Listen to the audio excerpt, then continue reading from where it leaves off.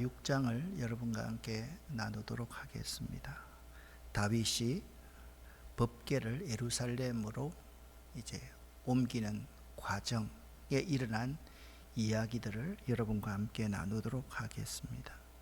아마 우리가 잘 아는 말씀이지만 이 말씀 가운데 하나님께서 우리에게 은혜를 주시기를 원합니다. 5장에서 다윗이 드디어 이스라엘의 전체 왕이 됩니다. 그리고 전체 왕이 되고 난 후에 가장 먼저 다윗이 하였던 일이 뭐냐 하면 여부스 족속에게서 시온성 예루살렘 성을 빼앗습니다. 그런데요, 이 여부스 족속이 있던 이 성은 난공불락의 성이었습니다. 도무지 이길 수가 없는, 전쟁에서 성산이 없는 곳이 여부스 족속이 차지하고 있는 이 예루살렘 성이었습니다. 그런데 하나님의 은혜로 그 예루살렘을 빼앗게 되죠. 자, 처음에 온 이스라엘의 왕이 됩니다. 유다의 왕에서 온 이스라엘의 왕이 됩니다. 그 다음에 시온성 예루살렘 성을 여부스 족속에게 빼앗습니다. 그렇게 되니까 두로 왕 히람이 다윗에게 사절단을 보내었습니다. 히람은요, 많은 목재들, 좋은 목재들과 목수들과 석수들을 보내어 가지고 왕궁 건축하는데 일조를 합니다. 그래서 드디어 다윗의 왕궁이 건설됩니다. 그때 다윗은 이렇게 느낍니다. 여호와께서 자기 백성 이스라엘을 위하여 자기 나라를 매우 강한 나라로 만드셨다는 것을 알았다라고 사무엘하 5장 12절에 말씀하고 있습니다. 여기 중요한 단어가 있습니다. 잘 보시기를 바랍니다. 하나님께서 자기 백성 이스라엘을 위하여 누구 나라입니까? 하나님의 나라를 매우 강한 나라로 만드셨다는 것도 알았다, 그렇게 말씀하고 있습니다. 그러니까요, 하나님은요, 여러분과 저를 위해서 존재하시는 분입니다. 그런데 여러분과 저의 모든 것은 다 누구의 것이라고요? 하나님의 것입니다. 그래서 자기 나라, 자기 소유한 백성들을 위하여서 여러분과 저를, 우리 교회를, 여러분의 산업들을 축복하신다. 그것을 여러분 잊지 말아야만 됩니다. 말씀드렸듯이 다윗은요, 자신이 여부스 사람들을 물리치고 철옹성 요새를 빼앗아 다윗성을 만들 수 있었던 비결이 이거다. 만군의 하나님 여호와께서 다윗과 함께 계셨기 때문에 자신이 더 강성해질 수 있었다라고 고백을 하고 있습니다. 여러분, 다윗 대단하지 않습니까? 만군의 하나님 여호와께서 나와 함께 하셨기 때문에 내가 그 은혜로 지금 살아간다, 그 말씀을 하고 있는 것입니다. 그래서 다윗은 이제 드디어, 자 보세요, 온 나라의 왕도 되었습니다. 그리고 예루살렘 성전도 건축합니다. 그리고 나서 다윗이 해야 될 일이 무엇일까를 곰곰이 생각해 보니까 그동안 방치해 두었던 법궤를 예루살렘으로 옮겨야 되겠다라는 생각을 하게 됩니다.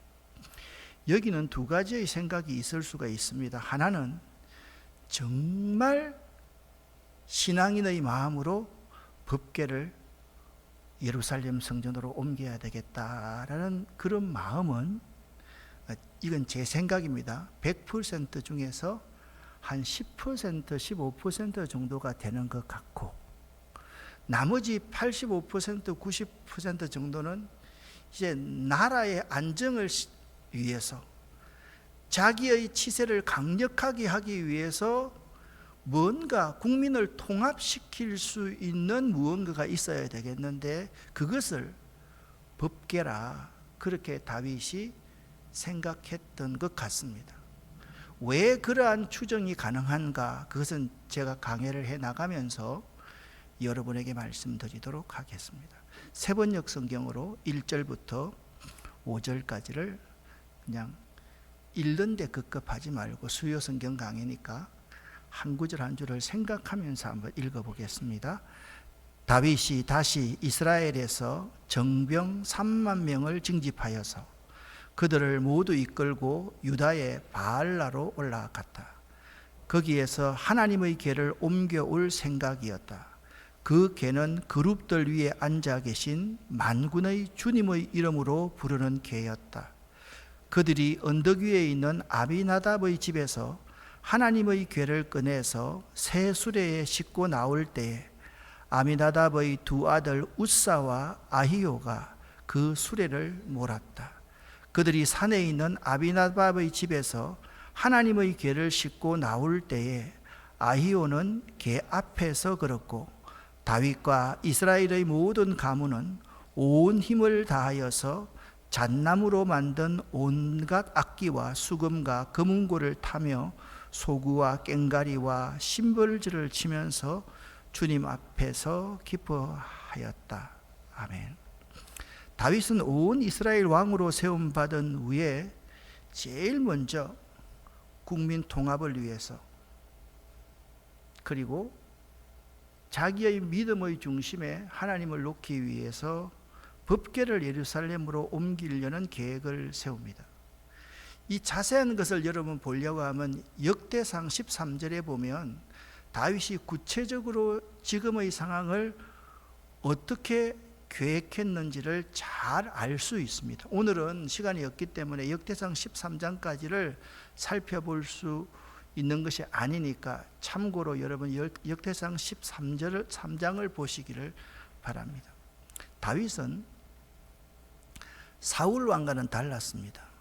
하나님의 궤, 곧 그룹들 사이에 좌정하신 만군의 여호와의 이름으로 이름하는 법궤를 다윗성으로 옮기려는 열정이 충만했음을 우리는 알 수가 있습니다. 이러한 다윗의 마음은 매사에 하나님을 중심에 두리는 귀한 마음이었고, 다윗이 채찍에 맞고 깨닫기 전에는 그 마음이 순수하지는 못했다. 그런 마음이었습니다. 자, 하나님의 사람, 제가 이것을 도표로 제가 그려 보았는데요. 이렇게 한번 정리해 보면 참 좋겠습니다. 다윗이 온 이스라엘의 왕이 되었습니다. 그토록 갈등이 있던 이스라엘과 유다가 하나가 되었습니다. 사울파와 다윗파가 하나가 되었습니다. 온 이스라엘의 왕이 됩니다. 그리고 여부수 족속에게서 수도로 예루살렘을 세우게 됩니다. 굉장히 중요하죠. 우리나라도 그 수도를, 행정 수도 옮기려는 계획, 그렇게 하면 굉장히 반발도 많고 그렇습니다만은 다윗은 일사천리로 여부수 족속에게 시온성을 빼앗아서 예루살렘을 수도로 세웁니다. 그리고서 다윗이 하나님의 법궤를 예루살렘으로 옮기려는 계획을 했습니다. 이런 다윗의 삶의 궁극적인 이유는 하나님께 영광을 돌리는 것이었습니다. 어떻습니까? 여러분과 저의 삶도 이 도표처럼 될 수 있으면 참 좋겠다, 그런 생각을 해봅니다. 그렇습니다. 우리가 하나님의 사람이라고 한다면 마음이 하나가 되어야 됩니다. 그리고 항상 하나님께 예배드릴 수 있는 곳, 하나님 중심으로 생활할 수 있는 예루살렘이 우리 가운데 있어야 되고요. 그 중심에 하나님의 임재가 있어야 됩니다. 그게 법궤입니다. 그래서 우리 모두는 이 모든 것들을 통해서 하나님의 사람으로 하나님께 영광을 돌려야만 한다. 그것이 우리들의 삶의 이유입니다. 여러분의 존재 이유입니다. 저의 존재 이유입니다. 우리 모두들의 존재 이유입니다. 이것을 잊어서는 결코 안 됩니다. 그런데 법궤를 운반할 때 지켜야 될 규례가 있었습니다. 그 규례가 있었는데 그 규례 이전에 다윗은 약간 열정만 가지고 나 통치에 법궤가 반드시 있어야 되겠다는 열정만 가지고 이렇게 그냥 초고속으로 법궤를 옮기는 계획을 추진합니다. 6절부터 11절까지를 같이 한번 읽어보겠습니다. 그들이 나곤의 타작마당에 이르렀을 때 소들이 뛰어서 궤가 떨어지려고 하였으므로 웃사가 손을 내밀어 하나님의 궤를 꼭 붙들었는데 주 하나님이 웃사에게 진노하셔서 거기에서 그를 치시니 그가 거기 하나님의 궤 곁에서 죽었다. 주님께서 그렇게 급격히 웃사를 벌하셨으므로 다윗이 화를 내었다. 그래서 그곳 이름을 오늘날까지 베레스 웃사라고 한다. 그날 다윗은 이 일 때문에 주님이 무서워서 이래서야 내가 어떻게 주님의 궤를 내가 있는 곳으로 옮길 수 있겠는가 하였다. 그래서 다윗은 주님의 궤를 다윗성으로 옮기지 않고 가드 사람 오벳에돔의 집으로 실어가게 하였다. 그래서 주님의 궤가 가드 사람 오벳에돔의 집에서 석 달 동안 머물렀는데 그때 주님께서 오벳에돔과 그의 온 집안에 복을 내려 주셨다. 아멘. 6절부터 11절까지 읽었는데요. 다윗이 법궤를 옮기는 이 이동의 과정에서 대체 어떤 문제가 있는 것입니까? 제가 볼 때는요, 다윗이라는 사람이 모세의 규례를 몰랐을 리가 없습니다. 그래서 제가 제일 서러운 부분에 이런 말씀을 여러분에게 드렸잖아요. 다윗이 예루살렘 성으로 법궤를 옮기려고 하는 계획이 자기의 통치의 중심에 하나님을 모시겠다, 그게 아니라 알고 보면 그냥 내 통치가 강력해지기 위해서, 국민 통합을 위해서 법궤를 옮겨야 되겠다. 그게 85% 90%라 했던 이유가 바로 여기 있습니다. 자, 이 모세의 규례가 어디에 나와 있는가? 민수기 4장 15절에 보면 나와 있습니다. 여러분 외우기 쉽습니다. 4 더하기 1은 5입니다. 민수기 4장 15절입니다. 같이 한번 읽어볼까요? 진이 이동할 준비가 다 되었으면 아론과 그의 아들들은 거룩한 물건들과 거기에 딸린 모든 기구들을 다 쌓아놓아라. 그런 다음에 고핫 자손이 와서 그것들을 옮겨라. 그러나 그들 역시 성물에는 손을 대지 말도록 하여라.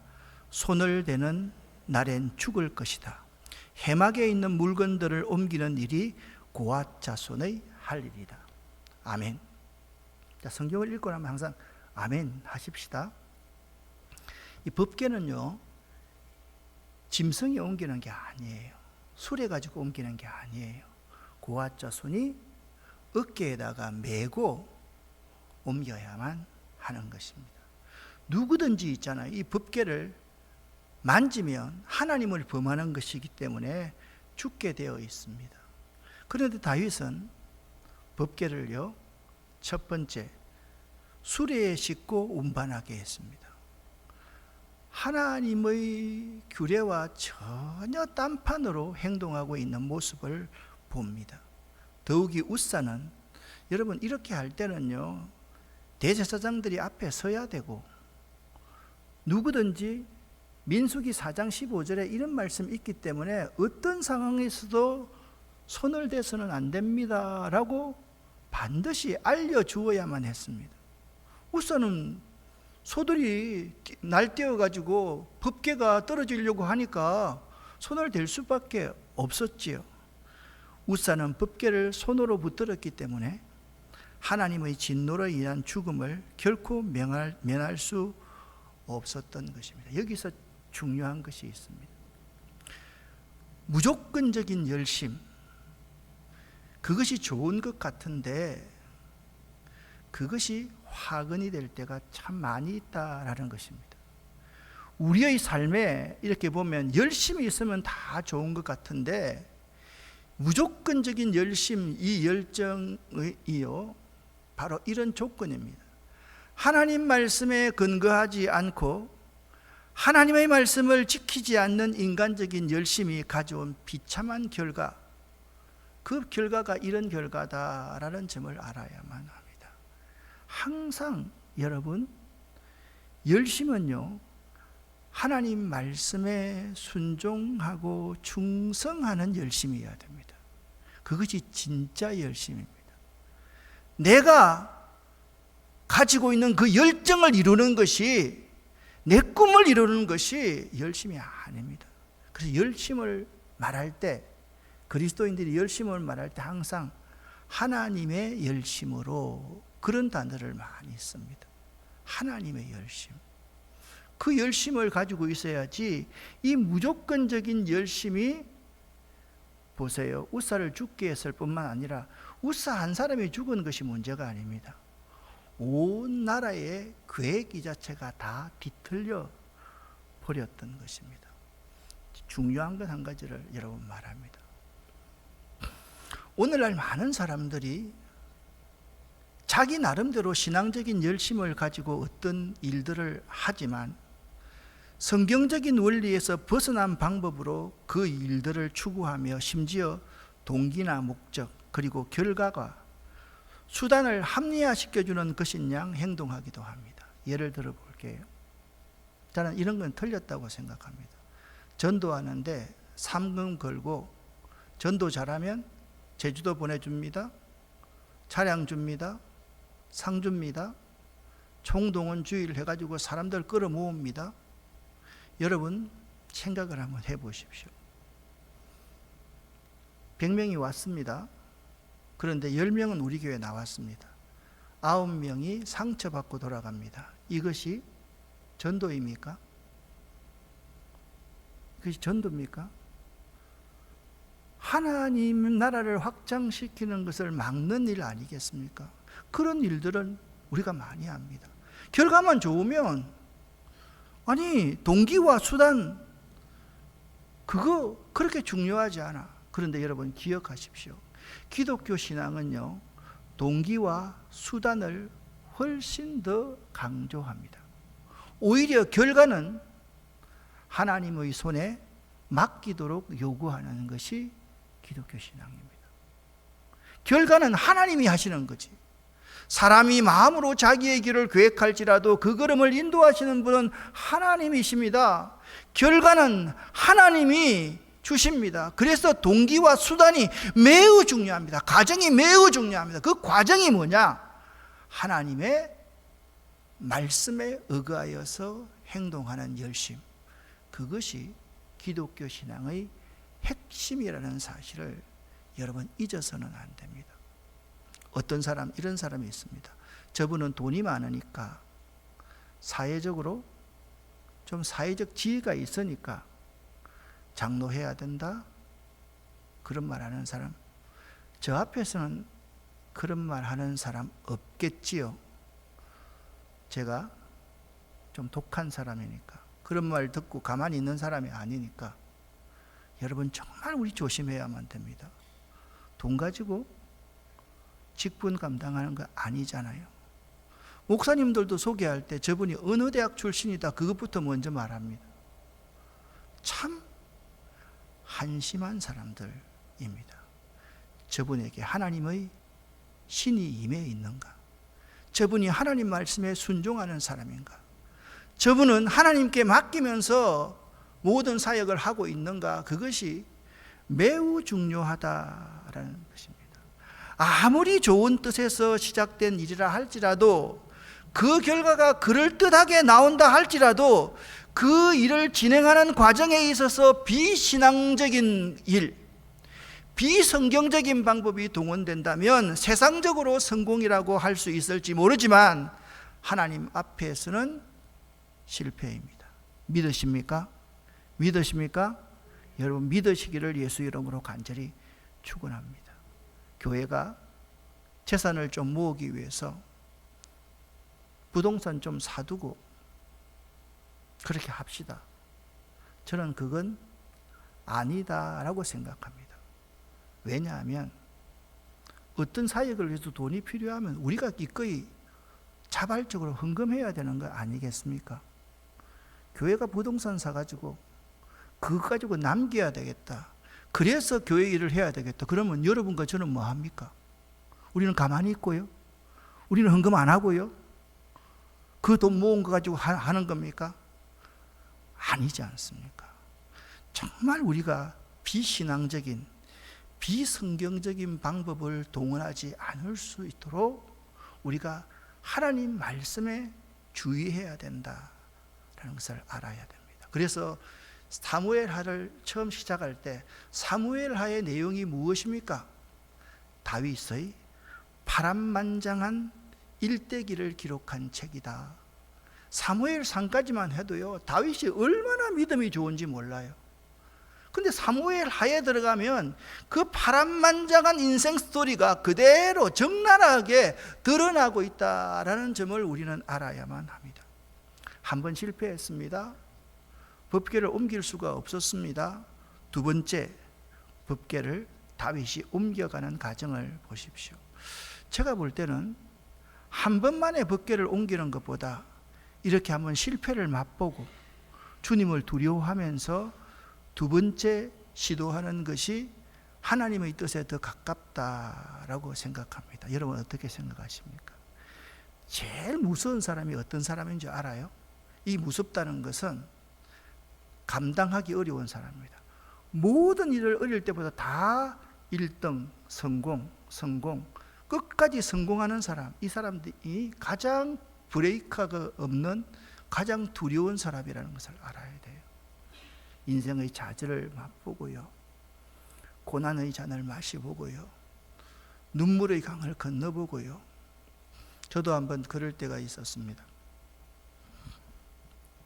목회를 하다가 심각하게 침체에 빠진 적이 있습니다. 교회를 간뒀습니다. 그러니까 가장 힘든 일이 뭔지 알아요? 내가 가서 기도할 성전이 없는 거예요. 내가 가서 예배드릴 예배당이 없는 거예요. 동네 사람들 나 다 알 거 아니에요. 어느 교회 가서 내가 기도합니까? 그때 나에게 새벽으로 기도할 수 있는, 그냥 올라갈 수 있는 그 성전이 있다는 것이 얼마나 행복한 일인가, 그때 뼈저리게 느꼈습니다. 딱 한 주일입니다. 갈 교회가 없어서 서울의 큰 교회에 갔습니다. 그 교회에 갔을 때 처음 부르던 찬양이 참 기억이 납니다. 눈물을 많이 흘리면서 다시 한번 하나님께서 기회를 주시면 두 번 다시 내가 큰 교회든 작은 교회든 어떤 곳이든지 그 성전에서 예배드리는 그 기쁨, 그건 결코 놓치지 말아야 되겠다라고 생각했던 적이 있었습니다. 많았습니다. 그래서 저는 이 예배당을 참 사랑합니다. 왜냐하면 누구 간섭 없이, 누구 눈치 안 보고 여러분과 마찬가지로 마음껏 들어와서 기도할 수 있고요, 여기서 말씀 읽을 수 있고요, 여기서 예배 드릴 수 있기 때문에 그렇습니다. 다윗이 한 번 실패했기 때문에 두 번째 옮겨가는 이 과정은 대단히 조심스럽고 신앙적이고 성경대로 하려고 발부동치는 모습을 볼 수가 있습니다. 13절부터 19절까지 읽겠습니다. 여호와의 궤를 나르는 사람들이 6걸음을 걸었을 때 다윗은 소와 살찐 송아지를 제물로 바쳤습니다. 그리고 나서 다윗은 여호와 앞에서 온 힘을 다해 춤을 추었습니다. 다윗은 거룩한 배 에봇을 입고 있었습니다. 다윗과 모든 이스라엘 백성들은 기쁨으로 소리를 질렀습니다. 그들은 여호와의 궤를 성으로 가지고 들어가면서 나팔을 불었습니다. 여호와의 궤가 다윗 성으로 들어올 때 사울의 딸 미갈이 창에서 보고 있었습니다. 미갈은 다윗이 여호와 앞에서 뛰며 춤추는 것을 보고 다윗을 깔보았습니다. 다윗은 여호와의 궤를 위한 장막을 세웠습니다. 그리고 이스라엘 백성은 여호와의 궤를 장막 안의 제자리에 두었습니다. 다윗은 태워드리는 제사인 번제와 화목제를 여호와 앞에 드렸습니다. 다윗은 번제와 화목제를 바치고 나서 만군의 여호와의 이름으로 백성을 축복했습니다. 다윗은 빵 한 조각과 고기 한 점과 금포도 과자 한 개씩을 남자든지 여자든지 모든 이스라엘 사람에게 나누어 주었습니다. 그러자 모든 백성들은 집으로 돌아갔습니다. 아멘. 13절 보십시오. 민수기 4장 15절을 구체적으로 하지 않지만 여호와의 궤를 나르는 사람들이, 그죠? 고핫 자손들이 6걸음을 딱 걸었을 때, 아, 전번처럼 우사가 죽는 이런 일이 없구나. 여러분, 짐승들은요 제재가 안 되기 때문에 뛸 수 있지만 사람들은요 뛰면서 여호와의 궤를 떨어뜨릴 염려는 전혀 없지 않습니까? 그래서 반드시 여호와의 궤는 사람들 가운데 하나님이 지정한 사람들이 옮겨야 하는 것입니다. 여기 13절부터 19절까지 가만히 보면 제물을 드렸습니다. 춤을 추었습니다. 거룩한 배 에봇을 입고 있었습니다. 기쁨으로 소리를 질렀습니다. 찬양했습니다. 그리고 축복했습니다. 예배드렸습니다. 나누어 주었습니다. 이런 은혜로운 단어만 계속해서 나오고 있는 모습을 볼 수가 있습니다. 다윗은 인간적인 방법의 어리석음을 깨닫고 우사가 죽게 되자 일단 자기 계획을 중단하지 않았습니까? 사무엘하 6장 11절에 이렇게 말씀하고 있습니다. 같이 읽어보겠습니다. 그래서 하나님의 궤가 가드 사람 오벳 에돔의 집에서 3달 동안 머물렀는데 그때 하나님께서 오벳 에돔과 그의 온 집안에 복을 내려 주셨다. 아멘. 이 말은 무슨 말인가 하면 여호와의 궤가 인간적인 방법으로 예루살렘에 옮겨가지는 못했지만 임시로 여호와의 궤를 둔 그 오벳 에돔의 집에 복을 주시는 것을 이스라엘 모든 사람들이 다 보게 하셨다, 그 말입니다. 이때 다윗은 붓개를 맨 사람들이 6걸음을 아무 탈 없이 옮기게 되자 소와 살찐 송아지로 감사의 제사를 드립니다. 그리고는 여호와 앞에서 힘을 다하여 춤을 추며 기뻐했습니다. 6장 12절 말씀 다시 한번 읽어보겠습니다. 백성들이 다윗에게 말했습니다. 여호와께서는 오벳 에돔의 집에 복을 주셨습니다. 그에게 속한 모든 것이 복을 받았습니다. 이것은 하나님의 궤가 그곳에 있었기 때문입니다.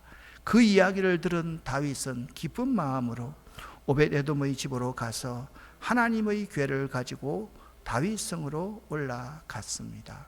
아멘. 하나님이요 상징적으로 보여주시는 거예요. 하나님을 중심으로 모시고 사는 사람은 이 3개월 짧은 기간이지만 이 기간에도 복을 받는다는 것을 사람들 눈으로 확인시켜 주셨다, 그렇게 말씀하고 있습니다. 다윗과 온 이스라엘은 이렇게 감사의 제사를 드리고 춤을 추며 기뻐했다. 여러분, 이 그림을 한번 상상해 보시기를 바랍니다. 그렇습니다. 드디어 법궤는 예루살렘으로 무사히 운반되어서 미리 준비된 장막에 안치가 됩니다. 이리하여 마침내 법궤가 기욤 여아림에서 다윗성으로 옮기려고 했던 다윗의 계획은 한 차례 처절한 실패를 맛보고서 하나님은 만만한 분이 아니로구나. 하나님은 내가 두려워해야 될 분이시구나.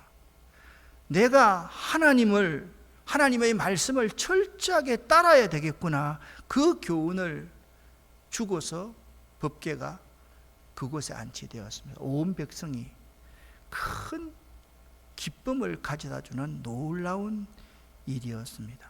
그러나 첫 번째 시도에서 우사의 죽음을 초래한 불행이 있었듯이 이번에는 또 한 가지 사건이 벌어집니다.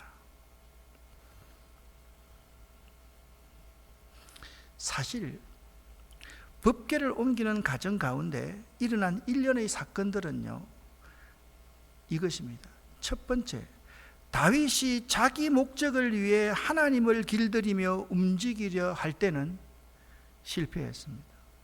우리도 그럴 때 참 많습니다.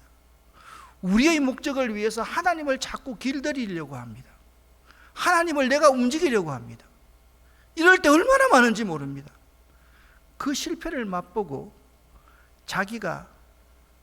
내가 하나님의 목적을 위해 길들여지고 움직여지는 이야기로 바뀌게 되는 것입니다.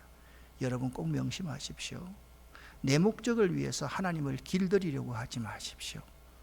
내 목적을 위해서 하나님을 움직이려고 하지 마십시오. 그것은 세상에 미신을 가진 종교들이 하는 짓이고, 우리는요, 하나님의 목적을 위해서 나를 죽이고 나를 길들이고 내가 순종해서 움직이는 것이 우리들의 모습임을 꼭 명심할 수 있기를 예수 이름으로 간절히 축원합니다. 첫 번째 웃사의 사건이 있었듯이 미갈이 그 모습을 보고 다윗을 비난하기 시작합니다. 백성들을 다 축복하고 난 다윗이 이제 자기 집 사람들을 축복하기 위해서 집으로 돌아갔습니다. 여러분, 가장 중요한 것이 그겁니다. 기도하는 사람은 먼저 교회에서 기도하면요, 특히 우리 목회자들은요, 교인들을 위해서 먼저 기도해야 됩니다. 그리고 가정으로 돌아가서 가정의 자녀들을 위해서 기도해야 됩니다. 여러분들이 기도할 때 이 자리에 앉아서 자꾸 여러분 자녀들, 여러분 문제만을 위해서 먼저 기도하면 순서가 틀렸습니다. 우리 교인 가운데 아픈 사람, 힘든 사람, 어려운 사람들, 저 팔레스타인 지역에, 시리아 지역에서 고통당하는 사람, 우크라이나와 러시아 전쟁에서 고통당하는 사람, 엄청난 태풍 때문에 지금 고통받고 있는 베트남과 중국에 있는 사람, 이런 사람들을 위해서, 선교사님들을 위해서 우리가 먼저 기도할 수 있어야 됩니다. 그 사람들을 축복하기 위해서 집으로 돌아갔는데 다윗의 아내 사울의 딸 미갈이 다윗을 맞으러 나와서 말합니다. 오늘은 이스라엘 왕이 채통을 잃었군요. 당신은 당신의 신하들이, 여종들이 보는 앞에서 바지가 내려가는지도 모르고 춤을 추었어요. 그게 뭡니까? 당신은 부끄러움도 모르고 몸을 드러내는 바보 같은 존재입니까? 라고 비난합니다. 다윗이 바로 미갈을 받습니다. 나는 여호와 앞에서 그런 일을 했소. 여호와께서는 왜 내가 그렇게 한지 아시오? 하나님께서 당신의 아버지 사울이 아니라 나 부족한 다윗을 선택하셨어. 그렇기 때문에 나는 여호와 앞에서 앞으로 내가 더 낮아진다 할지라도 즐거워하고 기뻐할 것이요. 나는 여호와 앞에서 그런 사람이 되고 싶소. 그러면 당신이 말한 그 여종들이 하나님께서 나를 존경하게 만들어 주실 것이요. 할렐루야. 그렇게 말씀하고 고백하고 있다라는 거예요. 이런 일 때문에 미갈은 죽는 날까지 자식을 낳지 못했다라고 말씀을 하고 있습니다. 다윗은요, 여호와께 제사를 드리고 온 백성을 축복한 후에 이제 자기 가족에게 축복하러 돌아온다. 이 순서를 여러분 꼭 명심하십시오. 기도하는 사람은요, 이 순서를 잊어서는 안 됩니다. 이 순서를 꼭 기억해야만 됩니다. 사울이 그 딸을 잘못 키웠죠. 미갈이 다윗을 비난합니다. 자기의 부정적인 생각을 드러내는 것입니다. 자, 다윗은 조금도 주저하지 않고 이렇게 반박한 세 가지입니다. 첫째, 잘 기억하십시오. 백성들과 더불어 춤추며 노래한 자신의 행위는 사람들에게 보이기 위한 것이 아니다. 만군의 하나님 여호와 앞에서 한 것이다. 그것이 첫 번째 다윗의 이유였습니다.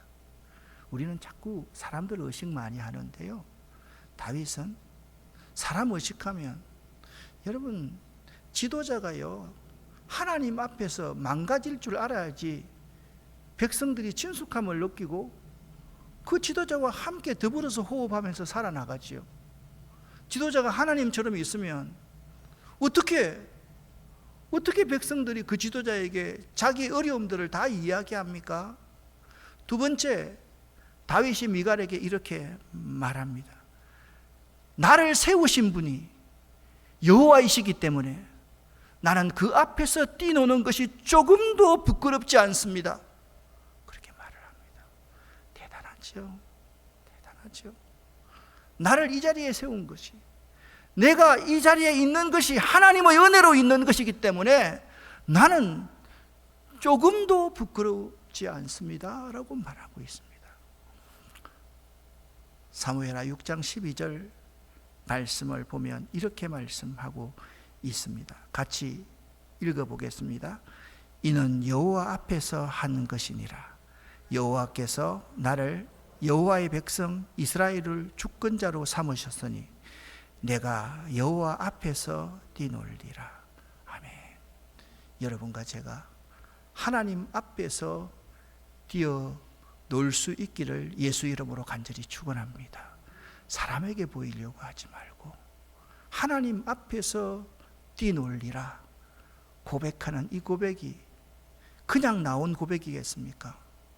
뼈 아픈 눈물을 흘릴 때 쓰라린 마음으로 탄식할 그 탄식, 그것을 딛고 일어섰을 때 내가 여호와 앞에서 뛰놀리라 라는 고백을 할 수 있는 것이지, 처절하게 웃사가 죽고 자기의 모든 계획이 자기가 하나님을 움직여 보려고 하고 하나님을 길들이게 하려고 했던 그 계획이 다 무너지고 나니까 그게 아니로구나, 내가 하나님의 계획에 맞춰야 될 사람이구나, 그것을 깨달아 알게 되었을 때 내가 여호와 앞에서 뛰놀리라, 그 고백을 할 수 있는 것입니다. 세 번째입니다.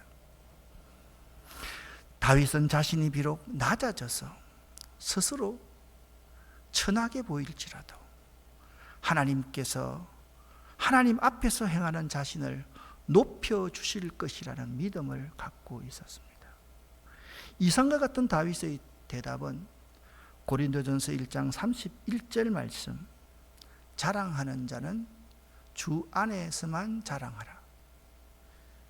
여러분, 우리가 순수하게 하나님 앞에서 행하는 신앙적인 행동은 결코 비난의 대상이 될 수 없음을 미갈 앞에서 선언한 것입니다. 저는 우리 교인들이 이런 사람이 없었으면 참 좋겠습니다. 어떨 때 우리 교회는 아멘 안 하기로 좀 약간, 강사들이 오면 이 교회 교인들은 아멘을 참 안 합니다, 그런 말을 제가 많이 듣습니다. 그래서 내가 그런 말합니다. 오늘 목사님 오셨을 때 담임 목사가 설교할 때보다 훨씬 더 아멘을 잘했습니다, 그런 말을 할 때가 참 있습니다. 때로는 어떤 사람이 와서요, 아멘 크게 하면 쳐다보지 마세요. 새벽기도 나와서 누가 소리 내서 기도하면요, 그 쳐다보지 마세요. 왜 쳐다봐요? 그 사람은 그렇게 기도할 이유가 있기 때문에 눈물을 흘리면서 기도하는 거 아니에요. 그 사람은 그렇게 가슴을 칠 일이 있기 때문에 그렇게 기도하는 거 아니에요. 그러면 나와 다르다고 해서 틀린 것 아니잖아요. 그렇잖아요. 그러면 어떻게 할까요? 여기서 그렇게 큰 소리로 기도하는 사람이 있으면 여러분이 중2층 기도실에 가서 기도하고 여러분이 방언으로 기도하시면 되잖아요. 우리가 하나님 앞에서 행한 순수한 신앙적인 행동을 비난해서는 안 된다, 그 점을 여러분과 제가 알아야만 됩니다. 이러한 다윗의 마음을 기뻐하셨기 때문에 사울의 딸 미갈에게는 죽는날까지 자식을 주지 않음으로써 자식 없는 여자라는 비난을 평생토록 받게 하셨습니다. 여러분, 우리는 이 사실을 다시 한번 기억할 수 있어야만 됩니다. 만군의 하나님 여호와께서 다윗과 함께 계셨다. 지난 시간의 말입니다. 오늘은 내가 하나님 앞에서 뛰놀리라. 꼭 명심할 수 있기를 예수 이름으로 간절히 축원합니다. 기도하겠습니다. 오늘 기도 제목은 딱 한 가지입니다. 내가 하나님 앞에서 뛰놀리라. 그리고 두 번째 여러분 기도하실 수 있는 것은, 하나님은, 성경은 우리에게 과정과 그 동기도 매우 중요하게 보십니다. 결과는 하나님께 맡기라고 하십니다. 이 두 가지, 주여 믿습니다, 주여 믿습니다, 주여 믿습니다 고백하고 기도하는데요, 나는 주님을 믿습니다. 나는 주님의 그 약속의 말씀을 믿습니다. 두 번째, 그리고 그 약속의 말씀이 오늘 이 시간 이 자리에서 이루어짐을 믿습니다. 주여 믿습니다. 3번 기도하고 돌아가겠습니다.